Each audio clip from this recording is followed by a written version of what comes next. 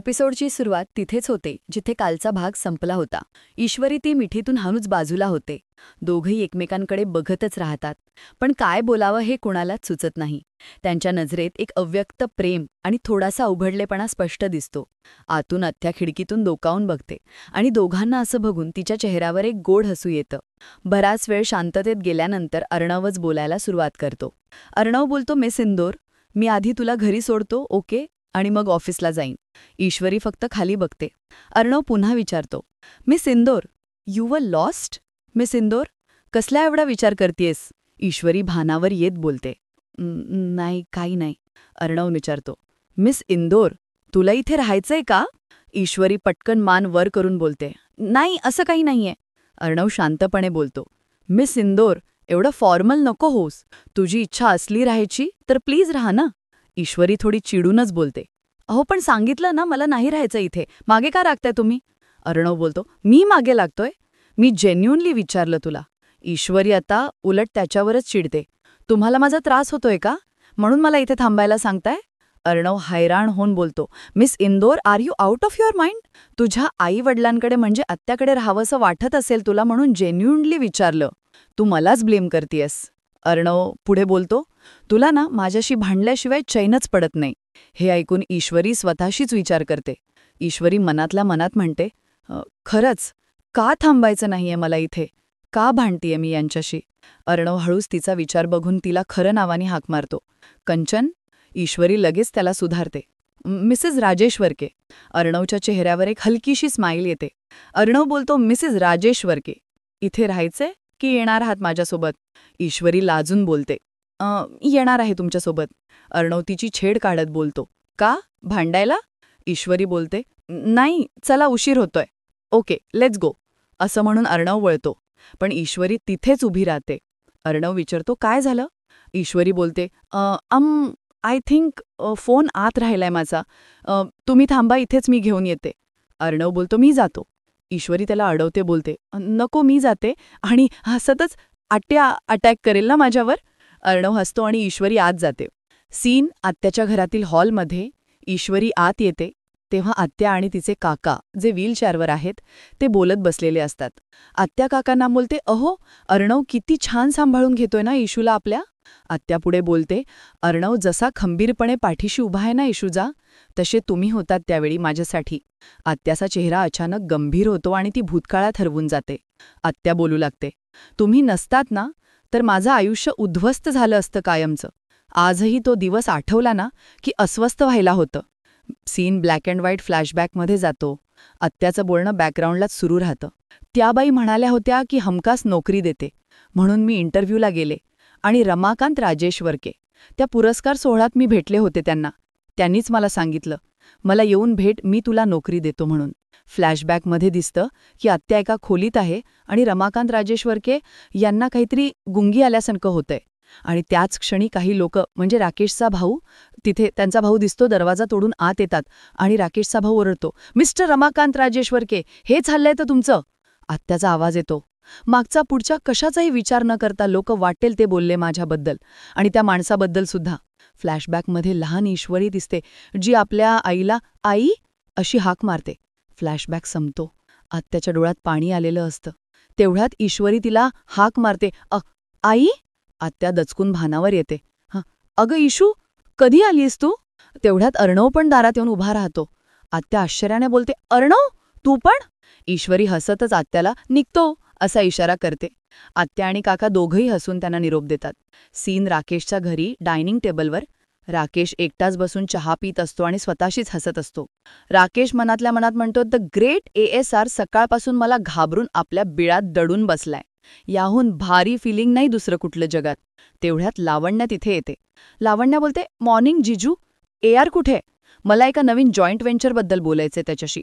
राकेशच्या डोक्यात एक खट्याळ प्लॅन येतो. राकेश मनातल्या मनात विचार करतो, हिला वर पाठवतो म्हणजे दोघंही खाली येतील.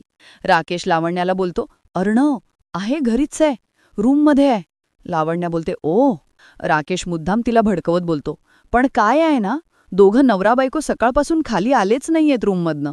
लावण्य शॉक होऊन विचारते, व्हॉट? राकेश बोलतो, हो, एवढं काय करत असतील रूममध्ये? हा मलाही प्रश्नच पडलाय. ब्रेकफास्टला सुद्धा आले नाहीत. लावण्या वैतागून बोलते, माझं अर्जंट काम आहे. ARशी डिस्कस केल्याशिवाय मी डिसिजन घेऊ शकत नाही, so I have to. Rakesh तिला अडवतो, अरे हो ऑफकोर्स तू जा ना, जाऊन बघ, रूममध्येच आहेत. लावण्या रागाने वर जायला निघते. ती गेल्यावर राकेश हसत मनातल्या मनात म्हणतो, चला आता लावण्यामुळे काही होईना, दोघांना खाली यावं लागेल. सकाळपासून इंदोरी जिलबी दिसली नाही, जीव कासावीस झालाय अगदी. सीन अर्णवच्या घरी हॉलमध्ये. थोड्याच वेळात मामी हॉलमध्ये येते. लावण्या वरून खाली येते. लावण्या राकेशला बोलते, यू. मामी बोलते, काय झालं? लावण्या चिडून बोलते, मामी वर कुणीच नाहीये, दोघंही नाहीयेत रूममध्ये. मामी बोलते, काय, नीट बघितलंस का? लावण्या बोलते, हो कुणीच नाहीये, कमाल आहे, फोन काही रिसीव्ह करत नाहीये हा. मामी बोलते, अर्णव त्या मुलीच्या इतका आहारी कसा गेलाय ना देव जाणे. राकेश लगेच बोलतो, मामी एवढा मोठा बिझनेस टायकून आणि ही ईश्वरी बरोबर स्वतःच्या तालावर नाचवते अर्णवला. राकेश लावण्याकडे बघत बोलतो, काही मुलींना हे अगदी परफेक्ट जमतं, बरोबर ना लावण्या? राकेश पुढे लावण्याला सहानुभूती दाखवण्याचं नाटक करतो. अगदी खरं सांगू का लावण्या, अर्णवने जसा तुझ्याशी वागला ना ते मला अजिबात आवडलं नाहीये. मामी लगेच होममध्ये हो मिळवते. नशीब जावाई बापू, तुम्हाला तरी पटलंय ना?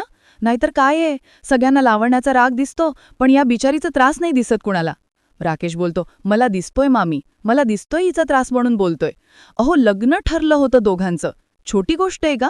हिचा पण काही सेल्फ रिस्पेक्ट आहे की नाही? माणूस आहे ही सुद्धा. राकेश अजूनच भडकवतो, लावण्यासारखी हुशार, फॉरेनला शिकलेली करिअर ओरिएंटेड वुमन सोडून ती इंदोरची ईश्वरी कशी काय आवडली त्याला? लावण्य दुःखाने बोलते, हाच प्रश्न तर मला रोज पडतो. राकेश बोलतो, स्पष्टच सांगू का लावण्या, अर्णवच्या मनावर असलेली ईश्वरीची जादू जर अशीच वाढत राहिली ना तर फक्त हे घरच नाही तर ऑफिसवर सुद्धा लवकरात लवकर तिचंच राज्य असेल. हे ऐकून मामी आणि लावण्या दोघीही टेन्शनमध्ये येतात. तेवढ्यात बाहेर धोधो पाऊस सुरू होतो. एक गाडी घराच्या पोर्चमध्ये येऊन थांबते. गाडीतून अर्णव आणि ईश्वरी उतरतात. पावसात भिजतच दोघे पोर्चमध्ये पळत येतात. अर्णव जखे केस झटकत बोलतो, ह्या मुंबईत 12 महिने पाऊस पडणाऱ्या बहुतेक. ईश्वरीला हसू येतं. अर्णव तिला थांबवत बोलतो, मिस इंदोर, 1 मिनिट, मला सांग तू आईकडे का नाही थांबलीस? ईश्वरी हसतच त्याला बोलते, सर तुमची गाडी अजून तिथेच अडकलीये का? आलो आपण आता घरी, चला. अर्णव बोलतो, no but seriously I want to know. Ishwari त्याच्या जवळ येत हळूच बोलते, सर आपलं ठरलंय ना, आपण एक टीम आहोत आणि एक टीम म्हणून आपण त्या राकेशला जास्तीत जास्त तकलीफ द्यायची. ईश्वरी पुढे बोलते, मग तुम्हाला साथ द्यायला मला इथे तर राहायला हवं ना? हे ऐकून अर्णव तिच्याकडे बघून गोड हसतो. ते मग अर्णव आणि ईश्वरी हसत हसत घरात एंट्री घेतात. घरातले सगळे म्हणजे राकेश, लावण्या, मामी, मामा, आकाश, नम्रता आणि तिची सासू हॉलमध्येच उभे असतात आणि या दोघांना बघून शॉक होतात. मामी लगेच टोमण मारते, लावण्या तू कधी आलीस? अर्णव ईश्वरीकडे बघत, जस्ट आता AR तुझा कॉल रिसीव्ह करत नव्हता. लावण्या रागाने बोलते, आलात? तुमची सूनबाई आले. मामा रागानेच विचारतात, कुठे गेला होतात तुम्ही दोघे न सांगता? अर्णव हसतच मामा आणि नम्रताच्या सासूकडे बघत बोलतो, ते इम्पॉर्टंट नाहीये डॅड, तुम्ही दोघं डेटवर गेला होतात का? सगळे शॉक होतात. अर्णव बोलतो, परफेक्ट गेस. या आम्ही दोघं डेटवर गेलो होतो. हे ऐकताच लावण्याचा चेहरा पाहण्यासारखा होतो. राकेश आणि मामीला जबरदस्त धक्का बसतो. मामा मात्र खुश होऊन बोलतात, अरे वा, सकाळी सकाळी उठून डेटला जावंसं वाटणं एकदम प्रगतीचे म्हणायची. नम्रताची सासू बोलते, अरे पण सांगून तरी जायचं ना चिंटू. अर्णव बोलतो, ॲक्च्युली मुद्दामच नाही सांगितलं, because it was a surprise for miss Indore. Arnav मुद्दाम खोकल्याचं नाटक करतो, म्हणून नाही सांगितलं, सॉरी. मामी लगेच मामांना बोलते, मामा बघितलंत, आपलं क्यूट कपल जरा जास्तच बिंदास झाले असं नाही वाटत तुम्हाला? मामा खुश होऊन बोलतात, अगं चांगलंच आहे की, असंच असायला हवं, घाबरायचं कशाला कोणाला? राकेश हे सगळं बघून जळफळत असतो. राकेश मनातल्या मनात म्हणतो, मला वाटलं होतं हल्ल्यानंतर हे घाबरले असतील, तर हे दोघं आणखीनच बिंदास झालेत. लावण्या रागाने बोलते, यार मला ते जॉईंट व्हेंचरबद्दल बोलायचं होतं.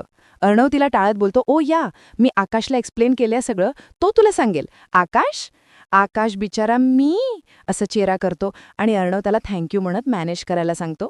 मामा पुन्हा छेड काढतात, आता तुम्ही दोघं जेवणार आहात की एकमेकांसोबत वेळ घालून आधीच पोट भरलंय तुमचं? हे ऐकून अर्णवला जोरात ठसका लागतो, तो खुपू लागतो. ईश्वरी घाबरते आणि लगेच त्याच्या पाठीवर मारत बोलते, सर हळू, सर वर बघा, सासू बघते, वर बघा, हळू. अर्णव पाणी पिता पिता गोंधळून विचारतो, सासू म्हणजे तुझी आई? ईश्वरी लाजत हसत बोलते, हो असं म्हणतात ठसका लागल्यावर. अर्णव सुद्धा तिच्या या निरागणपणावर हसतो. ईश्वरी त्याला प्रेमाने पाण्याचा ग्लास देते. हे सगळं बघून लावण्य आणि राकेशचा जळफळाट होत असतो. मामा हसतच टाळ्या वाजवतात. ईश्वरी लाजून अर्णवला विचारते, बरे आता? अर्णव होकार देतो. तेवढ्यात राकेशला राहवत नाही. तो विचारतो, काय र? न सांगता कुठे गेला होतात तुम्ही दोघे? अर्णव पुन्हा त्याची खेचतो, तेच डेटवर.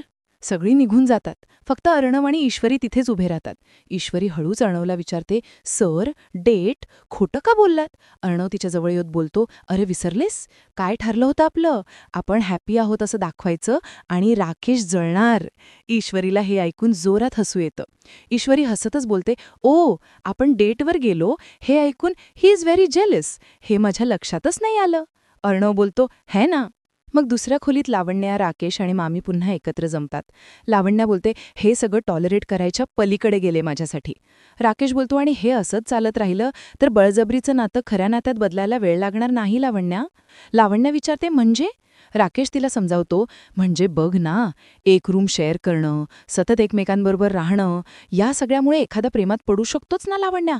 आणि तसं झालं तर मग अर्णवला परत मिळवणं खूप अवघड होऊन जाणार आहे तुझ्यासाठी. लावण्या चिडून बोलते, नो वे, मी हे असं होऊच देणार नाही. AR फक्त माझा आहे आणि माझाच राहणार. राकेश बोलतो, माझी पण हीच इच्छा आहे ग लावण्या, पण जे घडतंय त्याकडे दुर्लक्ष करता येणार नाही ना. मामी बोलते, आणि त्यांना वेगळं करण्यासाठी काहीतरी करावंच लागेल ना लावण्या.